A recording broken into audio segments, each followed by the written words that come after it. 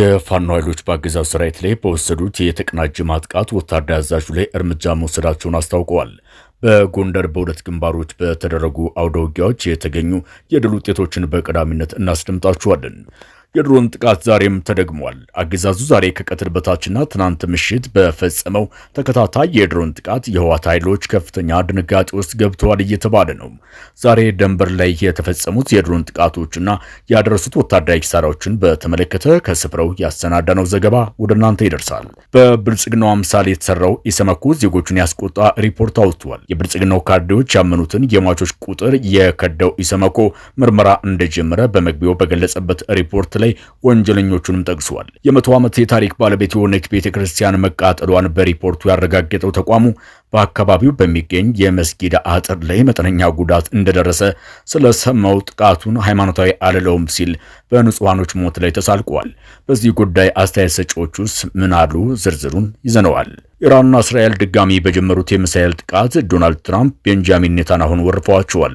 ከውጭ አዘጋጀነው የኢራንና እስራኤል ጦርነት አሁናዊ ሁኔታን አብራችሁን ስትቆዩ ትሰሙታላችሁ።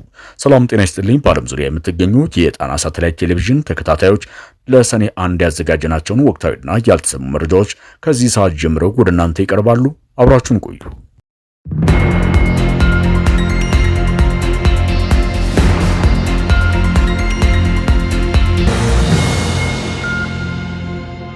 በጎንደር ጠለምትና ስማዳ የፋኖ ኃይሎች ከአገዛዙ ሰራዊት ጋር ባደረጉት ተጋድሎ ድል መቀዳጀታቸውን አስታወቁም።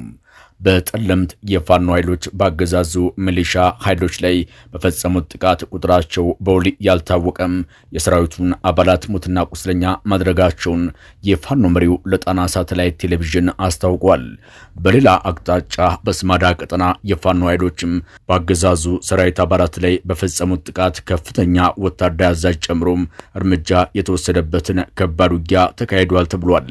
ጣና ሳተላይት ቴሌቪዥን ከግንባር በደረሰው መረጃም በስማዳ ወረዳ አርቢት በሚባል ስፍራ በተደረገ ውጊያ ከፍተኛ ወታደራዊ አዛዡን ጨምሮ ሌሎች ያገዛዙ እግረኛ ወታደሮች እርምጃ ተወስዶባቸዋል ተብሏል።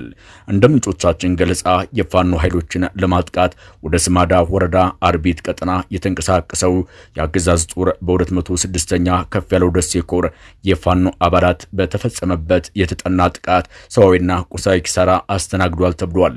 ያገዛዙን ጦር የዘመቻ እንቅስቃሴ ቀድመው ሲከታተሉ የቆዩት የፋኖ ኃይሎች ገዥ ቦታዎች ላይ ደፈጣ በመጣል በስርዓቱ ሰራዊት ላይ መጠነ ሰፊ ሰብአዊና ቁሳዊ ውድመት ፈጽመዋል ነው የተባለው። በጥቃቱ የሰራዊቱ ምክትል ወታደራዊ አዛዥ ከነጠባቂዎቹ እርምጃ እንደተወሰደበት የተረጋገጠ ሲሆን ከከፍተኛ ወታደራዊ አዛዥ በተጨማሪም 6 ወታደሮችም በተመሳሳይ እርምጃ ተወስዶባቸዋል ተብሏል። ከ5 የሚበልጡ ወታደሮች በጥቃቱ ቆስለኛ ስለመሆናቸው የተገለጸ ሲሆን በጥቃቱ ከፍተኛ ኪሳራ ያስተናገደው የአገዛዙ ሰራዊትም የውጊያ ቀጠናውን ለቆ ወደ ስማዳ ወረዳ ገብቶ መሽጓል ነው የተባለው። የፋኖ ኃይሎች በአገዛዙ ሰራዊት ላይ የሚያደርሱትን ጥቃት አጠናክረው በቀጠሉበት ወታደራዊ ስልጠናዎችን ጎን ለጎን እየተደረጉ ሰራዊቱም በግፍ እየተመረቀ ይገኛል። በጎንደር ቀጠና የአገዛዙን ጦር እያፈረሱ የሚገኙት የፋኖ ኃይሎች ነፃ ቀጠናዎችን በመፍጠር ሰራዊቱን እያስመረቀ ይገኛል። በጎንደር ቀጠና በአርበኛ ተሾመ አበባው የሚመራው 204ኛ አስቻለው ደሴ ኮር ለወራት ያሰለጠናቸውን በርካታ አሰልጣኞቹን ማስመረቁን አስታውቋል።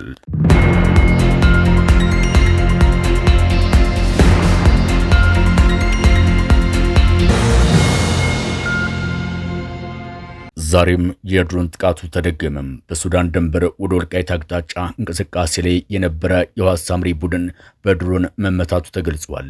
የህወሓት ታጣቂ ቡድን በሽሬ አካባቢ በተፈጸመብኝ የድሮን ጥቃት ሰራዊቴና ቁሳቁሴ ወድሞብኛል ሲል ህወሓት መግለጫ ማውጣቱ ይታወሳል።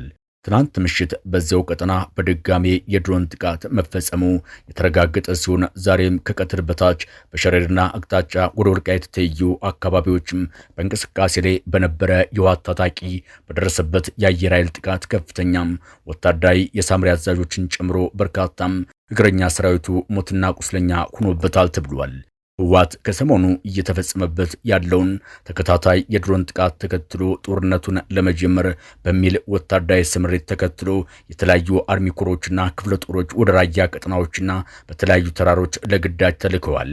ቀደም ብሎም በራያ ግንባር ህወሓት ውጊያዎችና ወታደራዊ ዝግጅቶችን ሲያደርግ የቆየ ቢሆንም አሁን ሙሉ ቀጠናውን ለመቆጣጠር በርከት ያሉ አርሚዎችን ያቀፈ ስምሪት ሰጥቷል። የጣና ሳተላይት ቴሌቪዥን የመረጃ ምንጮች እንደገለጹት ህወሓት ከማይጨው እስከ ራያ መሆንና ዋጅራት፣ ከኮረም እስከ ራያ አለማጣ፣ ራያ ቆቦ እንዲሁም የራያ ደጋማውን ክፍል እስከ ዋድና ላስታ ያሉ ቀጠናዎችን ለመያዝ ሰፊው ወታደራዊ ስምሪት ሰጥቷል። ማዘዣውን ማይጨው ያደረገውና በርካታ ኩሮችን ያቀፈው አርሚ 24 የተባለው የህወሓት ታጣቂ ቡድን በራያ ሰፊ ወታደራዊ ስምሪቶችን ሰጥቷል። የአርሚ 24 ኮር አንድ አክሱም፣ አልጋነሽና ትውለን የተባሉ ክፍለ ጦሮች ወደ ዋጃ፣ ጥሙጋና ራያ አለማጣ ቀጠናዎች ስምሪት ተሰጥቷቸው መግባታቸውን ወታደራዊ ምንጮች አረጋግጠዋል። አውሮራ፣ ዶጊያት፣ ዮሐንስና ህድሪ የተባሉ የአርሚ 24 ኮር ሁለት ክፍለ ጦሮችም በተመሳሳይ ወደ ተለያዩ የራያ ቀጠናዎች ወታደራዊ ስምሪት እንዲያደርጉ ታዘዋል። አርሚ 24 ኮር 3 አሞራ፣ ሳረናና ጉሽ ክፍለ ጦሮችን ያቀፈ ሲሆን እስከ ራያ ቆቦ የሚደርስ ወታደራዊ ስምሪት እንዲያደርጉ ከህወሓት ተልዕኮ ተቀብለዋል ተብሏል።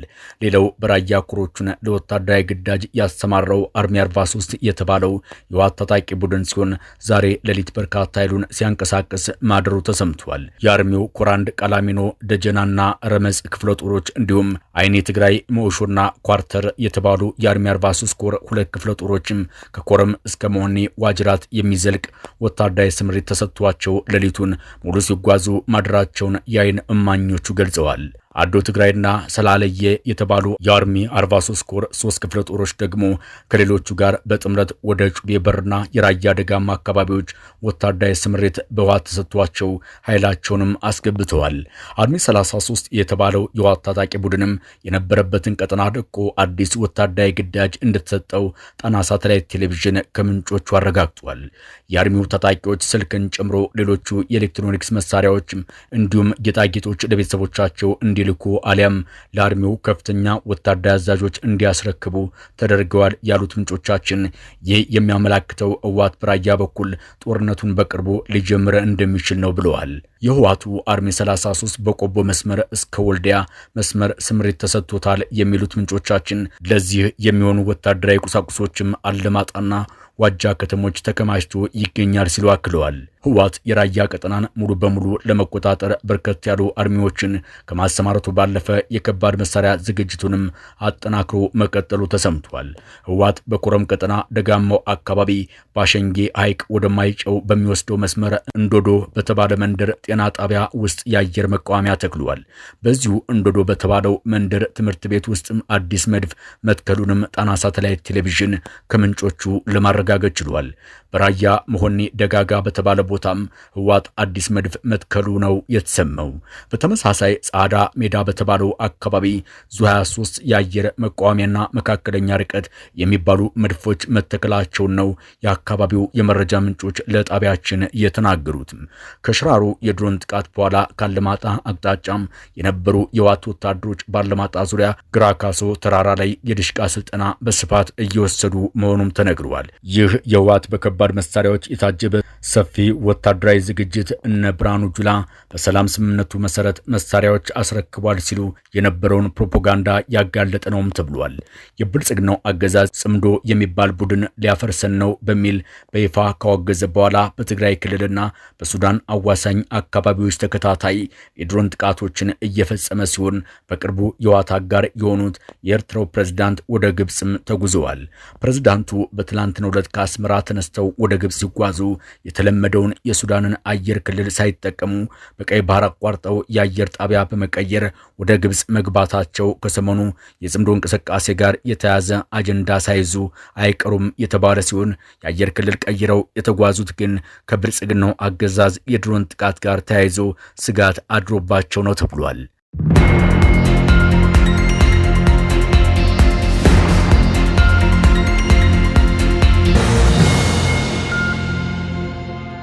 የኢሰመኮ ሪፖርት የአሩሲውን ጥቃት በኦሮሚያ ክልል መንግስት በትብብር እንደተፈጸመ አመላካሽ ነው ተባለ።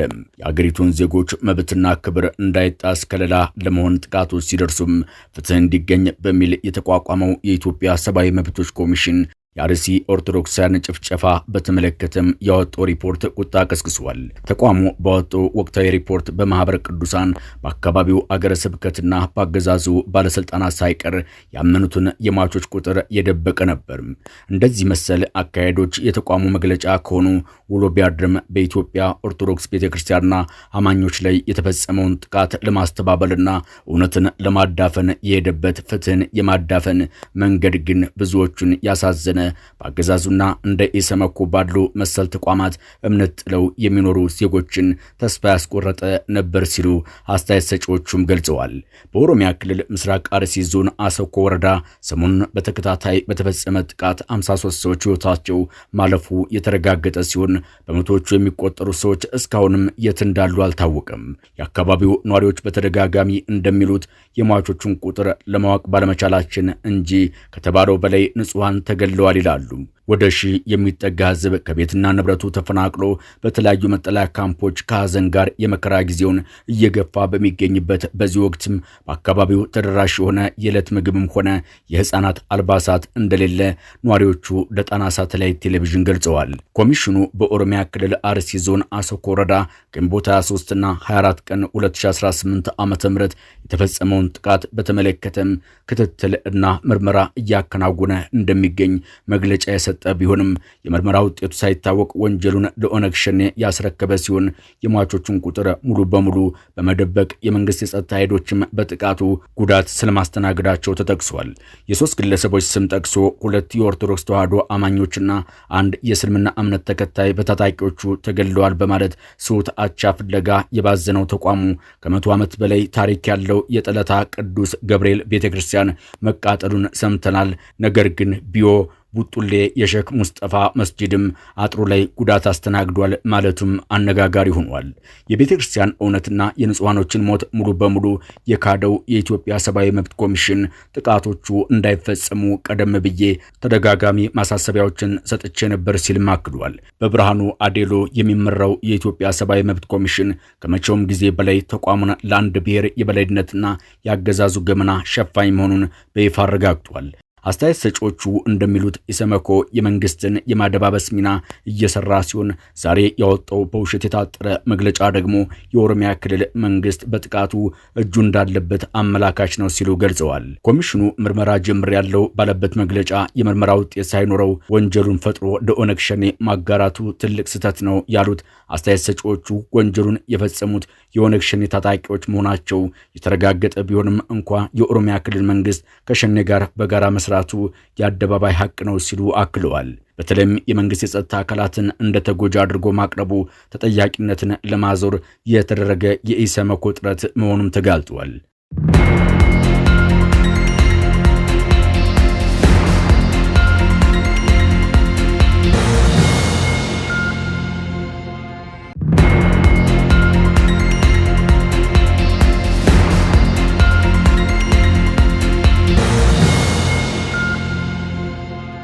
የመካከለኛው ምስራቅ ጦርነት ድጋሚ አገርሽቷል። ኢራን በሰሜኑ የእስራኤል ግዛት የሚሳኤል ጥቃት መፈጸሟን ተከትሎ ዶናልድ ትራምፕ ቤንጃሚን ኔታንያሁን ከአጸፋዊ እርምጃ እንዲታቀብ አስጠንቅቄያለሁ፣ ደውዬ ሁሉንም ነገር አስተካክላለሁ ሲሉ የተደመጡ ቢሆንም ኔታንያሁ ትዕዛዝና ምክር አልቀበልም ብለው እስራኤል በኢራን ላይ ተከታታይ የሚሳኤል ድብደባ በመፈጸም አጸፋ ምላሽ ሰጥታለች። ኢራን በሚያዝያ ወር ከአሜሪካ ጋር የተኩስ አቁም ስምምነት ካደረገች ወዲህ ለመጀመሪያ ጊዜ ወደ እስራኤል ሚሳኤሎችን አስወንጭፋለች። እስራኤልም ለዚህ ጥቃት ወዲያውኑ ነበር ያጸፋ ምላሽ የሰጠችው። የአሜሪካው ፕሬዝዳንት ዶናልድ ትራምፕ ከኢራን ጋር የሚያደርጉትን ማንኛውም ስምምነት ኔታንያሁ ከመቀበል ውጭ አማራጭ የላቸውም ሲሉም ተናግረው ነበር። እኔ ነኝ ውሳኔውን የምሰጠው እርሱ ወይም ኔታንያሁ አይደለም ቢሉም እስራኤል የትራምፕን ዛቻ ከቁጥር ሳትከት ወዲያውኑ ጥቃት ሰንዝራለች። ትራምፕ አክለውም እስራኤል ዳግም ጥቃት ከፈጸመችም ግጭቱ ለ47 ዓመታት ወይም እንደ 3000 ዓመታቱ ይቀጥላል ብለዋል። የኢራን ሚሳኤል እስራኤል ላይ ጥቃት ከፈጸመ በኋላም የእስራኤል አየር መከላከያ ከኢራን የተተኮሱ ሚሳኤሎችን ለማክሸፍ ከመጣር ባለፈ ያጸፋ ምላሽ እንደምትሰጥ መግለጿ ይታወቃል። የእስራኤል ጦር የቴህራን ጥቃት ተከትሎ በምዕራብና ማዕከላዊ ኢራን በሚገኙ ወታደራዊ ኢላማዎች ላይ ጥቃት መፈጸሙንም በወታደራዊ ቃል አቀባዩ በኩል አስታውቋል።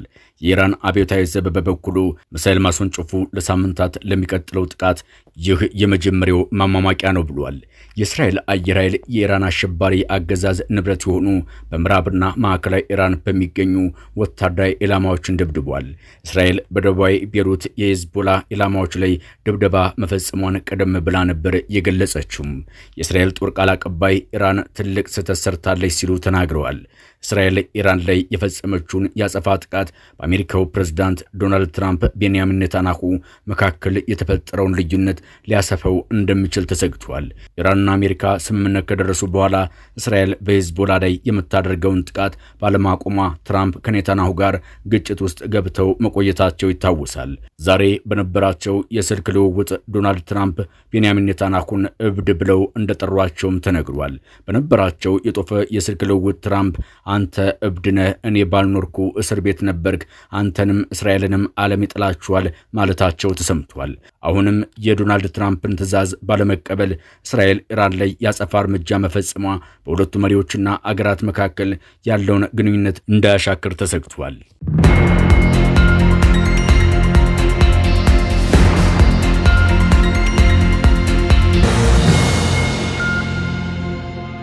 ከጣና ሳተላይት ቴሌቪዥን የዛሬ ዜናዎቻችን በዚህ አበቃን። ሰብስክራይብ፣ ላይክ፣ ሼር በማድረግ የቻናላችን ቤተሰብ ይሁኑ። አብራችሁን ስለነበራችሁ እናመሰግናለን። ጤና ይስጥልን።